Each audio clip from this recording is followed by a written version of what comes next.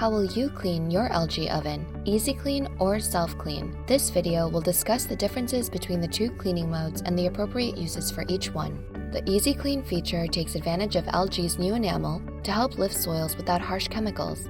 It only requires water and takes just 20 minutes in low temperatures to help loosen light soils before hand cleaning. On the other hand, the SelfClean cycle takes anywhere from 3 to 5 hours and uses very hot temperatures to clean the oven cavity. The high temperature burns the soils to ashes, so you may see some smoke or notice an odor when the SelfClean is being used. However, it requires less hand cleaning after the cycle. EasyClean is quick and effective for small and light soils and everyday messes such as drops of cheese from pizzas or light splatter from broiling.